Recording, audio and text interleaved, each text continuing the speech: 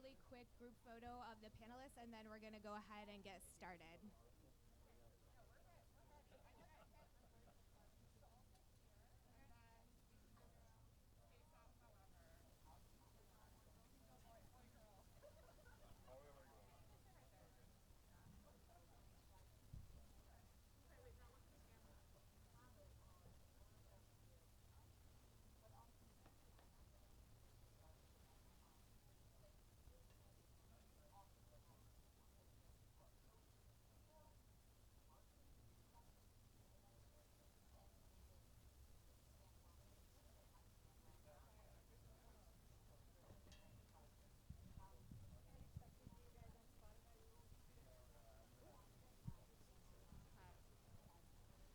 Good morning, everyone.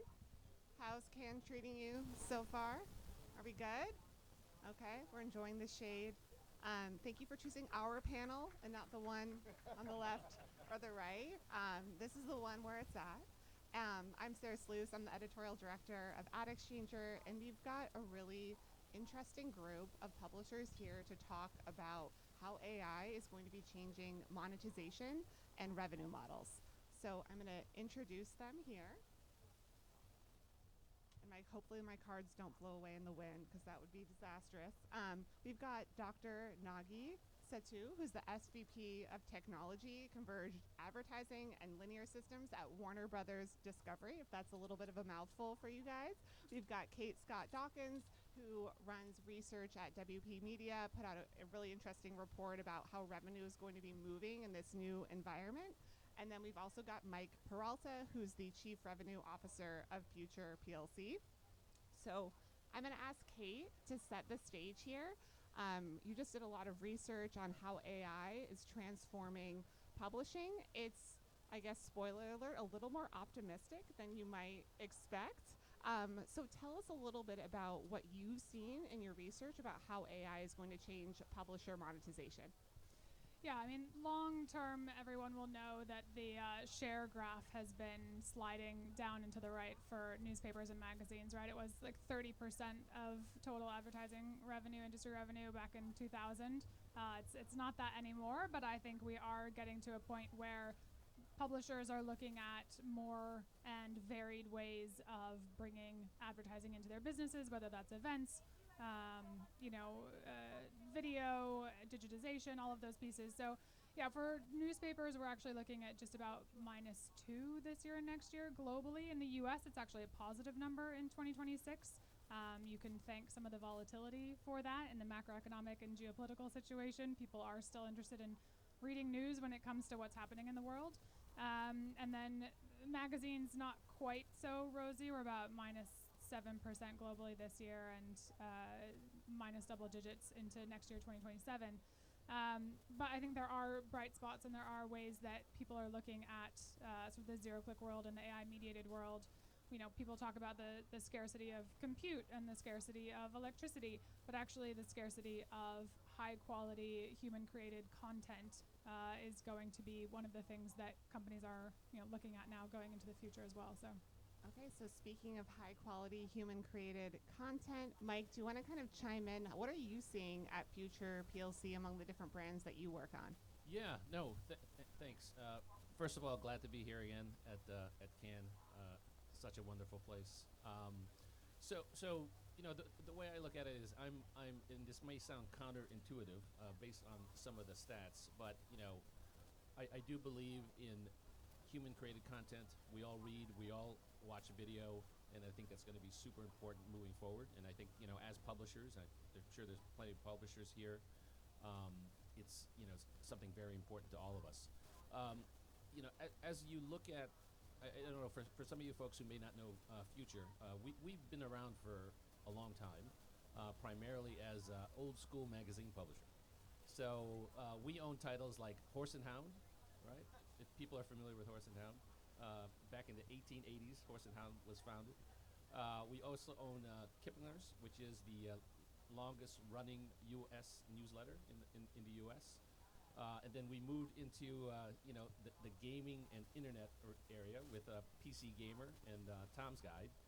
And recently we've moved into social email and newsletters and influencers with our acquisitions of Who, What, Where, and Sheerlux.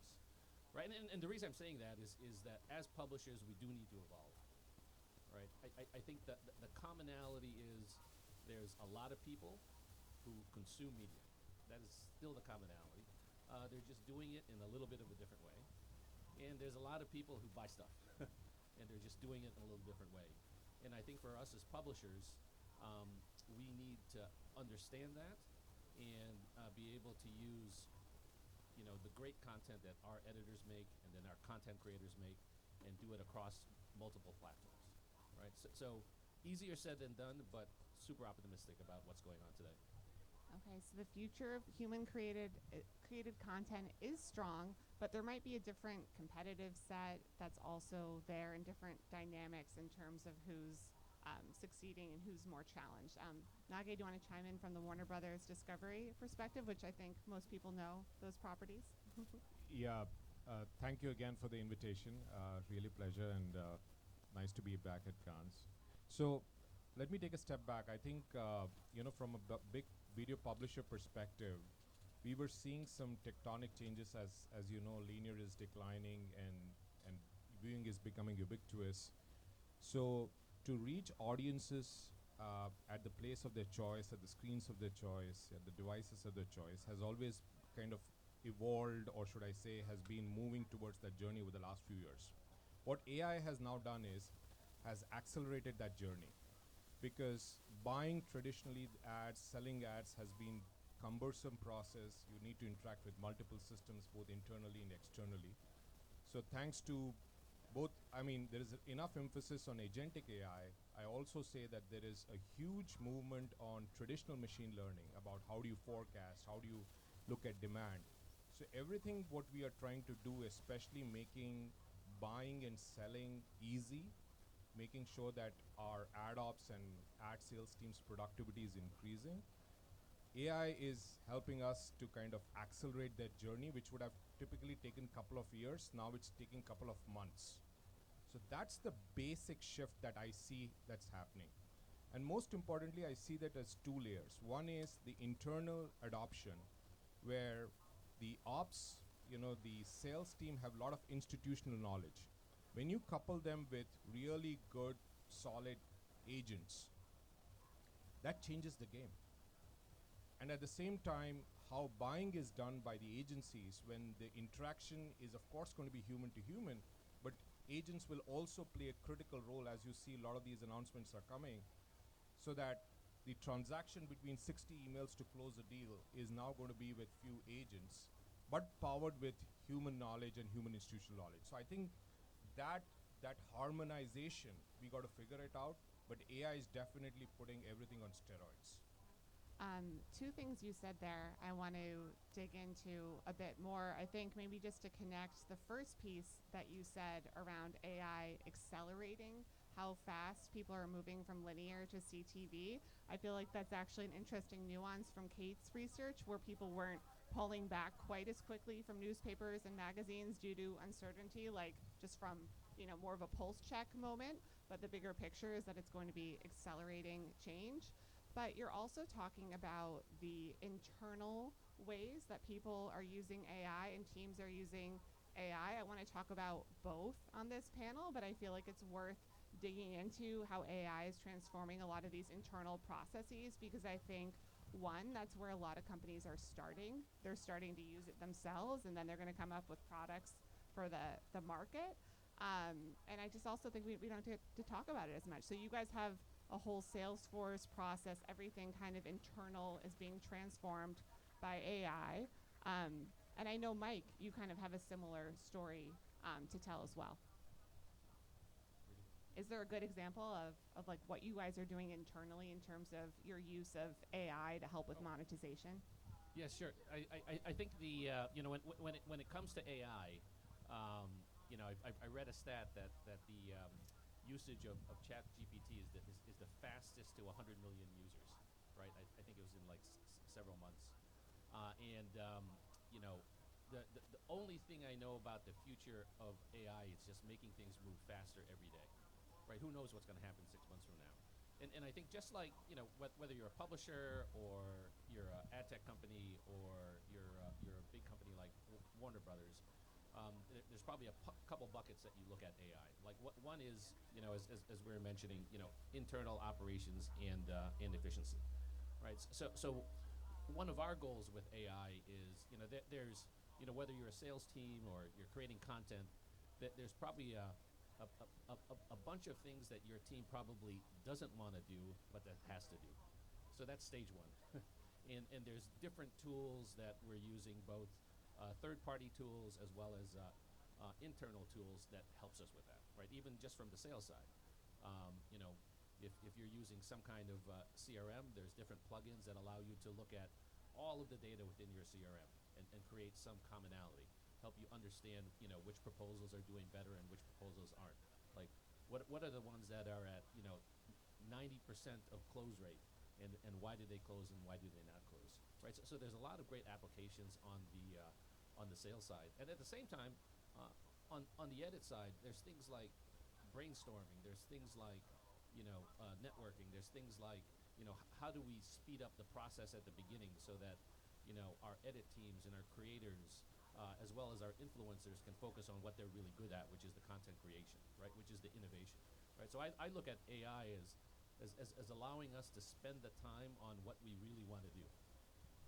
I feel like I'm hearing faster execution and also more insights. Kate? Yeah, I mean, just this week, WPP announced agentic buying systems, so we're definitely into that as well, right? It's that time where you're looking at how are we making this, AI-enabled, but with humans at the helm, not even just in the loop, but really leading things for the group. And then we are looking, my internal job is really about insights and understanding the world's media owners. We're using agents to help us with a advertising intelligence framework where we're looking at how different publishers and partners across the world are using their data assets and AI and tech platforms to be able to offer things to our advertiser clients. And so we're really using it to speed up how we assess partnerships and potential partnerships as well. Gonna go? Yeah. So I think we call the landscape in a sell-side environment the pitch to pay, where the traditional way of how do you even kind of look at your CRM, making sure that you're kind of connecting with the right clientele, the meeting notes, summarization of that, forming intelligence, media planning, which has been traditionally I would say, a lot of Excel sheet-driven flows, a lot of conversations. So we are creating a whole new platform to make sure that the planning can be done with not just agents, but also to making sure that, putting these, traditional forecasting engines, deep neural networks, understanding where the buyer's propensity is. And same thing is on trafficking, delivery, So the idea, and last but not the least, the measurement. So this whole cycle from pitch to pay, is a virtuous cycle. And what used to happen is we used to kind of lose the data and intelligence that goes in. So majority of the time, I'll give you an example. We are spending huge amount of time on the same clientele, probably churning out of the same proposals. Now with AI, we are realizing that 80% is almost same, 20% we need to tweak it out. This intel that kind of grows in, and then at the end of the day, that what is delivered and how it can be kind of re-augmented and a better proposal can be delivered to our agencies and advertisers, that connection was being lost because it takes huge amount of human labor, right? So these agents in the pitch to pay process, like whether it's planning, stewardship, trafficking, delivery, measurement, attribution, is now being kind of sequenced at one period of time, but also there is a feedback loop that the data is providing through AI, which is a very powerful, asset that we are able to provide. And full disclosure, we are at a very early stage of that, to our sales team, to our ad ops teams, to make sure that they can make, pricing decisions, campaign decisions more thoughtfully. So I think that's where we are moving towards. And on the note of data, since you brought it up, I feel like for so long, everyone's just been, oh, data, data, data, like huge value in data. But how does what you collect or how you collect it change in AI? Like, is there need to organize your data as much, or is it just kind of there for you to process? Yeah, that's an excellent question. So no AI can be beneficial if the data is not on a should I say a stealth mode of organization, right? The problem is that till today we had all of us have kind of deal with three kinds of data: structured, semi-structured, and unstructured. A lot of the knowledge is unstructured data. What AI has done is kind of blend that unstructured data and combine them with structured and semi-structured data, which means that in a very simple language, I have a database with all the metrics and revenue reporting. Then I have conversations with my ad account executives that are having with agencies along. When you marry these two data sets, the insights and the wisdom is powerful. So, and also because of AI, what has done is traditionally to organize the enterprise database and enterprise data lake into a more cohesive environment has become much more easier now. So that's been a very big shift that we are seeing along, because we usually say, oh, there is a data lake, and then you start doing AI. My theory is the organization of data is a continuous process, because so much of signals are coming, not just from your internal, but from your first party, second party, third party, zero party data, all sorts of data along. To make sure that you can make sense out of it and give the right sublimed version that is actionable, that is realistic, which will still have some delta around 20%. But even if I get 80% of accuracy, I think I have given enough intelligence to my sales and ops team. Well, I like that answer. And I'm sure we're all using AI this week too. Maybe who's using AI to record their meetings? Okay, a few for like voice notes after, and then you can drop it into Salesforce and let that AI magic work, like they were talking about. So, Mike, I know that Future has some new products, new ad products that use AI, and I would love for you to tell them about the sponsored one. Yeah, no, absolutely. I think, and for those of you who have been in tech and ad tech for a while, it's the same. It's the same thing from when we started to today. Garbage in, garbage out, right?